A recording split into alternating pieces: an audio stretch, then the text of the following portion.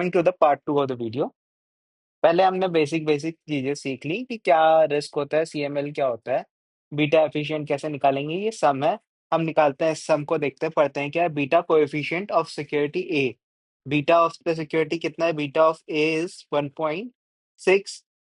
RF कितना है हमारा? RF is 12 and required rate of return है 18 of the market value if the dividend is expected during the coming year। Dividend कितना expected है? 2.4।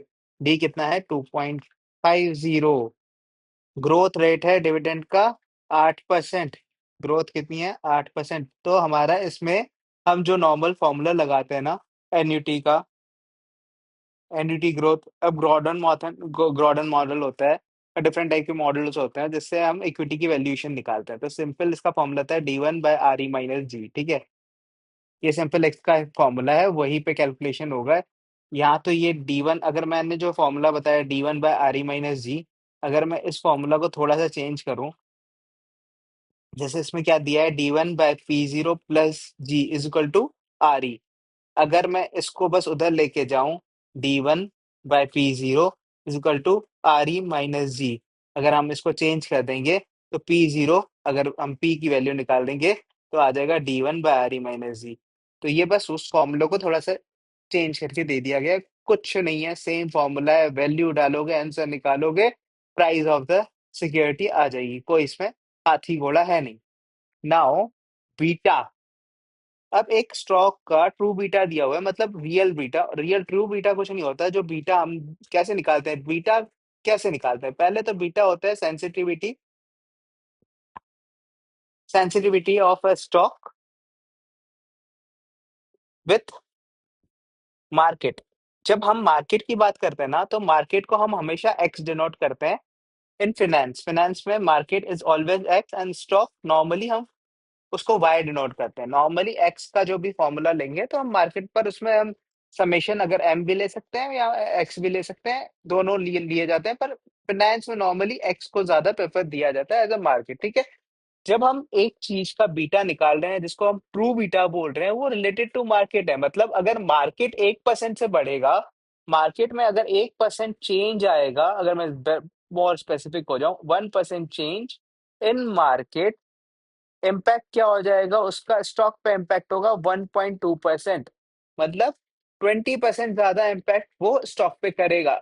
Simple simple language में अगर बोलूं, अगर एक स्टॉक 1%, मार्केट अगर 1% से चेंज होगा तो स्टॉक 1.2% से चेंज होगा। आरएफ दिया हुआ है सिंपल टर्म्स में, मार्केट रिटर्न दिया हुआ है, सीएपीएम का इक्वेशन डाला, ये नॉर्मल आ गया। ठीक है, अब हम क्या बोल रहे हैं कि मान लो over estimate of beta, over confidence bias के हिसाब से हम ओवर एस्टिमेट कर रहे हैं बीटा। ये नॉर्मल बीटा पे, नॉर्मल बीटा क्या होता है? बिहेवियरल नॉर्मल बीटा जो हमने मार्केट बीटा निकाला, प्लस इंसान का चूतियापन, इंसान का चूतियापा उस बीटा को चेंज करेगा। क्योंकि कोई इंसान कैसे सोचता है ये हमें नहीं पता। हर इंसान का अलग टाइप का एस्टिमेट आएगा, उसका किसी टाइप का बायस होगा, किसी का ओवर कॉन्फिडेंस बायस होगा। मतलब उसको लगता है कि मार्केट अगर 1% से बढ़ेगा तो मेरा स्टॉक 10% से बढ़ेगा। चूतिया ही आदमी है एकदम, गांडू चौदह आदमी है वो, उसके ऐसे दिमाग में आता है। तो उसको हम बोलते हैं सेंटीमेंट बीटा, एक इंसान का सेंटीमेंट। तो नॉर्मल बीटा, जो नॉर्मल बीटा होता है उसमें हम सेंटीमेंट्स को जब ऐड कर देंगे, सपोज किया गया है नॉर्मल बीटा 1.1 है, मार्केट प्रीमियम सेंटीमेंट प्रीमियम, तो हमारा आर आई जो आ रहा है, required rate of return, normal alpha जो है, plus beta normal sentiment, plus E S T क्या है? हमारा सेंटीमेंट नॉर्मल एस्टिमेटेड सेंटीमेंट। ठीक है, तो नॉर्मल हमारा जो आता है, R I is equal to 0.01। 0.01 अगर हम बोले 1%, और 0.6 जो हमारा आ रहा है मार्केट प्रीमियम, 8 - 2 के हिसाब से 6% पे आ रहा है। ठीक है, तो ये हमारा बता रहा है मैथमेटिकल अब कंस्ट्रक्शन आ रहा है। दो फैक्टर को मान लो ले लेते हैं। इसमें दो फैक्टर क्या है? एक तो नॉर्मल हमारा बी आई ये वाला अल्फा, हमारा sentiment, plus B I R M normal हमारा बीटा, प्लस एक सेंटीमेंटल एक और फैक्टर हो जाता है चेंज इन सेंटीमेंट। मान लो कुछ और सेंटीमेंट्स में चेंज आ रहे हैं। ठीक है, नॉर्मल हमने फैक्टर ले लिया, नॉर्मल बीटा हमें पता था 1.2, R M minus R F हमें पता है, नॉर्मल सेंटीमेंट्स 0.8 है, और आर एफ हमें निकालना है, R R I minus R F करके निकालना है, 2 आ रहा है क्योंकि क्यों, हमें पता है ये यहाँ पे मार्केट प्रीमियम हमारा सेंटीमेंट प्रीमियम 2 है, तो यही हमें यहाँ पे 2 यहाँ पे ऐड कर दिया, 1.2 इज द बीटा। तो ये हमारा एक टाइप का ज्यादा सेंटीमेंट। अब हमें सेंटीमेंट बीटा जब हम इसमें ऐड करते रहेंगे ना, इस सेंटीमेंट्स में डालेंगे, तो which stock is more sensitivity sensitive to investors, ज्यादा स्टॉक कौन सा सेंसिटिव होगा, ये वाला सबसे ज्यादा सेंसिटिव होगा। ये कम होगा, पर सबसे ज्यादा क्यों होगा, क्योंकि ये सबसे ज्यादा वैल्यू में हमें रिक्वायर्ड रेट ऑफ रिटर्न सबसे ज्यादा हाईएस्ट चाहिए होगी इसके लिए, क्योंकि उसका सेंटीमेंट बीटा बहुत ज्यादा है, सेंटीमेंट बीटा ज्यादा होने से रिक्वायर्ड रेट ऑफ रिटर्न भी बढ़ जाएगा। जब हमारा स्टॉक बी है, what does the negative sentiment beta. अब नेगेटिव सेंटीमेंट बीटा मतलब उसको क्या लग रहा है, ओवर कॉन्फिडेंस नहीं है, वो लेस कॉन्फिडेंस है, उसको क्या लग रहा है, मार्केट अगर बढ़ेगा तो इसका स्टॉक गिरेगा, तो रिक्वायर्ड रेट ऑफ रिटर्न गिरेगा। ठीक है, इस वाले केस में रिक्वायर्ड रेट ऑफ रिटर्न हमारा गिर जाएगा, क्योंकि अगर हमारा सेंटीमेंट माइनस में आ जाएगा, 0.45 से मल्टीप्लाई हो जाएगा, तो ये फैक्टर माइनस ये फैक्टर चेंज हो जाएगा, प्लस माइनस में चेंज हो जाएगा, तो हमारा आर ई जो हो जाएगा वो R I minus R F जो हो जाएगा वो कम होता जाएगा। ठीक है, सिंपल।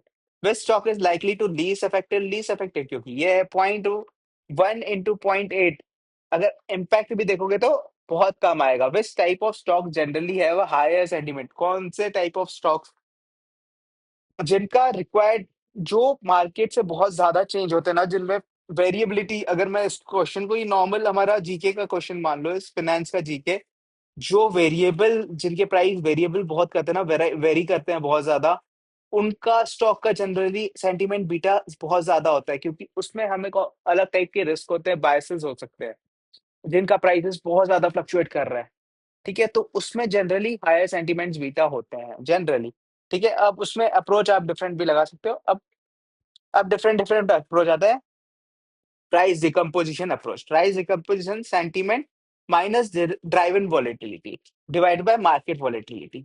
मैंने जो बताया, नॉर्मली इंसान का जो बिहेवियरल बीटा है ना, वो किस पे डिपेंड करेगा, वॉलेटिलिटी, प्राइस कितना चेंज होगा उस पे तो मेरा दिल का धक धक बढ़ेगा ना, धक धक कम होगा बढ़ेगा, धक धक कम होगा बढ़ेगा।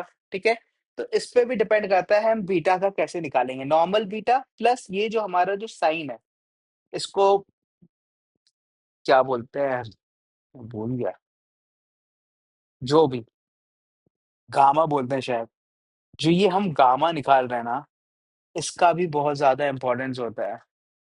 अब फंडामेंटल वैल्यू ये है, मार्केट प्राइस ये आ रहा है, ठीक है, मिस प्राइसिंग कितनी आ रही है, 100 minus 120, miss pricing, fundamental value इतनी चाहिए 100, मार्केट वेरिएंस कितना है 25 का, सेंटीमेंट वेरिएंस क्या है 5, ट्रेडिशनल बीटा हमें 1.1 का। अब नॉर्मली जब 1.1 का ट्रेडिशनल बीटा है, तो हमारा बिहेवियरल बीटा जो टोटल निकलेगा वो नॉर्मल 1.1 प्लस हमें गामा निकालना पड़ेगा। अब गामा निकालने के लिए सेंटीमेंट, सेंटीमेंट हमारा क्या बोलता है, टोटल वेरिएंस कितना है, टोटल मिसप्राइसिंग मार्केट वेरिएंस कितनी है, टोटल 25 है।